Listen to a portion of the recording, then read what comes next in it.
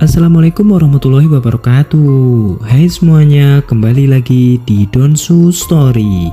Pada kesempatan kali ini, admin akan menceritakan alur cerita film The Platform. Film ini berasal dari negara Spanyol yang ditayangkan pada tahun 2019. Di awal film kita diperlihatkan seorang chef tua sedang memeriksa bahan makanan untuk disiapkan menjadi hidangan. Cara ini adalah proses di mana menjaga kualitas makanan yang akan dihidangkan dalam jumlah besar. Makanan ini diperuntukkan untuk penghuni penjara. Lalu, seorang pria terbangun dari ketidaksadarannya di sebuah penjara bersama kakek tua. Tanpa sapaan, kakek tua itu mengucap 48. Ia juga mengatakan hari ini sampai seterusnya kita akan makan makanan dari lantai atas, yang dimana tepat di atas lantai mereka adalah lantai 47. Semakin tinggi lantai, angkanya semakin mengecil. Untuk tingkat paling tinggi lantainya memiliki nilai 0. Ketika pria itu melihat ke tengah ruangan, terdapat lubang yang begitu dalam. Tentu saja lantai di penjara itu tidak sampai 48 saja. Di bawah mereka berdua masih banyak tahanan lain yang sedang menunggu makanan datang. Fungsi dari lubang ini adalah tempat datangnya makanan dari lantai atas. Dari penjelasan singkat kakek tua itu, pria ini memperkenalkan diri bahwa namanya adalah Goreng. Sedangkan kakek tua itu bernama Terima Kasih. Setiap lantai di penjara ini hanya ditempati oleh 2 tahanan saja, di mana mereka akan selalu bersama apabila mereka masih hidup selama sebulan. Goreng pun menanyakan sesuatu pada Terima Kasih. Bagaimana sistem penjara ini? Terima Kasih pun berkata bahwa semakin tinggi lantai yang kita tempati akan semakin bagus. Untuk lantai 48 tidak terlalu buruk untuk menunggu makanan.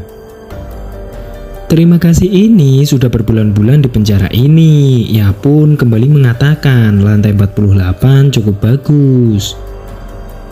Lift makanan pun datang dengan ditandai lampu hijau. Bisa kalian lihat sendiri makanan yang datang, makanan sisa dari lantai sebelumnya dan terlihat tidak fresh. Kakek Terima Kasih yang sudah sangat lapar langsung melahap hidangan makanan tersebut. Sedangkan Goreng tidak yakin untuk memakan hidangan itu.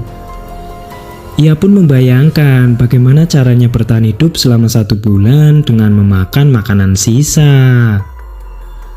Dengan kata lain, makanan itu sudah dikonsumsi 94 orang. Untuk menyantap makanan itu, setiap lantai diberi waktu 3 menit saja. Goreng yang menahan lapar pun hanya mengambil buah pir saja dari lift makanan.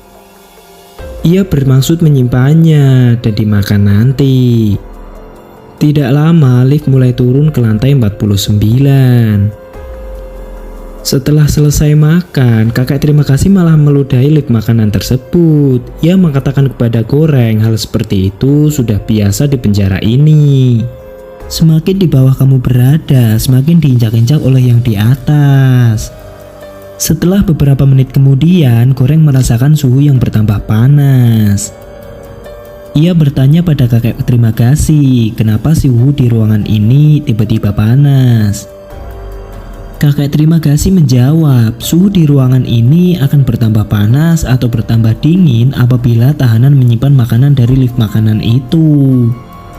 Satu-satunya cara agar suhu udara normal kembali, makanan itu harus dibuang ke lift makanan kembali.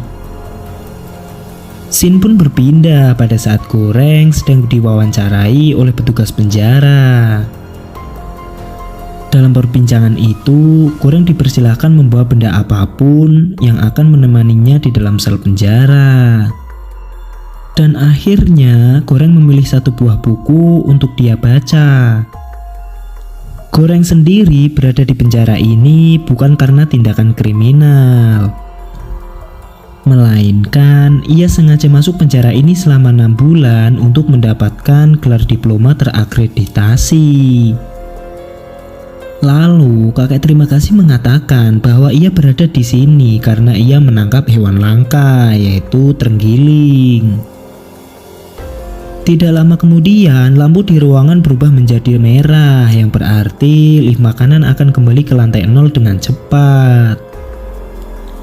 Hari demi hari, Goreng terpaksa menahan laparnya dan hanya melihat kakek terima kasih menyantap makanan itu dengan lahap.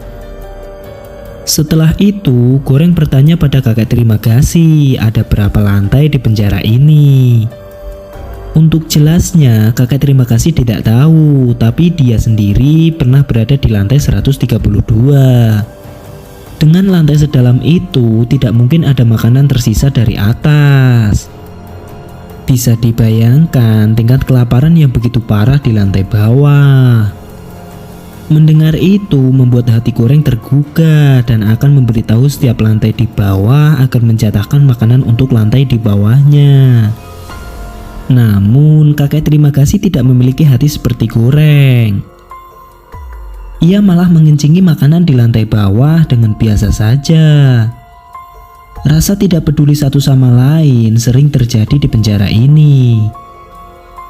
Kakek terima kasih melakukan itu karena ia sering mengalami di lantai bawah. Hal ini akan menjadi rantai yang tak akan putus dan berlaku seterusnya. Kakek terima kasih juga memilih sebuah pisau untuk dibawa ke dalam penjara. Goreng yang terus-menerus menahan laparnya tidak sanggup lagi menahan lapar dan memakan makanan sisa yang ada di lift makanan. Setelah selesai makan, Goreng membaca buku. Ketika itu juga terlihat tahanan yang jatuh dari lantai atas. Kakek terima kasih sudah terbiasa lagi dengan kejadian itu sehingga ia tidak heran. Dan ia berkata pemandangan seperti itu sudah sering terjadi di penjara ini. Di saat itu juga Goreng tersadar bagaimana kakek tua itu bisa bertahan hidup di lantai 132. Ia pun curiga kemana teman satu sel kakek terima kasih. Dari pemikiran itu sudah jelas kakek terima kasih memakan teman satu selnya. Apalagi ia memilih sebuah pisau untuk dibawa ke penjara ini. Tak lama dari itu, lift makanan datang dan ada seorang wanita yang sedang duduk di lift makanan itu. Wanita itu ternyata bernama Miharu dan sering menumpang ke dalam lift makanan. Kata kakek terima kasih, Miharu menumpang ke lift makanan hanya untuk mencari anaknya yang hilang. Kakek terima kasih juga menjelaskan bahwa Miharu sering membunuh teman satu selnya agar bisa satu sel dengan anaknya. Dari kesimpulan itu, ternyata setiap bulan teman satu sel akan diacak secara random apabila teman satu sel ada yang tewas. Dan ternyata mayat yang baru saja jatuh adalah teman satu sel Miharu. Miharu turun ke sel 49 dan terus menatap Goreng karena Goreng dirasa orang yang baik. Namun sialnya, Miharu ditangkap oleh kedua tahanan yang berada di sel 49. Goreng merasa kasihan dengan Miharu dan berencana menolongnya dengan melompat ke bawah. Tapi hebatnya, Miharu justru malah berhasil membunuh kedua tahanan yang menangkapnya dan ia kembali ke lift makanan dengan penuh darah.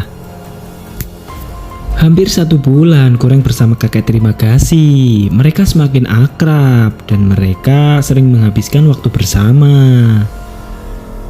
Dan di suatu ketika mereka mencium bau gas bertanda bahwa mereka sebentar lagi tidak akan sadarkan diri. Di saat itulah sel penjara dan teman satu selnya akan diacak secara random. Namun apabila salah satu di antara kedua tahanan tidak ada yang tewas, maka teman satu selnya akan tetap sama. Saat esok hari, Goreng terbangun dan ia terkejut karena tubuhnya sudah diikat oleh kain. Dan ternyata ia diikat oleh kakek terima kasih. Kakek terima kasih sengaja mengikat tubuh Goreng karena bulan ini berada di lantai 171. Tentu saja di lantai sedalam ini tidak ada makanan yang tersisa. Kakek terima kasih mengatakan ia tidak sanggup hidup selama 1 bulan tanpa memakan apapun. Maka dari itu ia sengaja mengikat tubuh Goreng dan disantap secara perlahan. Namun kakek terima kasih tidak langsung memakan tubuh Goreng. Tapi kakek terima kasih akan menahan lapar selama 1 minggu. Setelah itu ia akan menyayat tubuh Goreng. Si kakek juga mengatakan tidak akan menyayat bagian vital tubuh Goreng. Terlihat tahanan yang melompat dari atas karena mereka putus asa dengan lantai yang mereka dapatkan. Benar saja, saat lift makanan datang tidak ada satupun makanan yang tersisa. Mana mungkin mereka memakan piring dan gelas. Selama 1 minggu kakek terima kasih menahan lapar. Namun kali ini ia sudah tidak tahan lagi. Dan Goreng pasrah menunggu tubuhnya disayat oleh si kakek.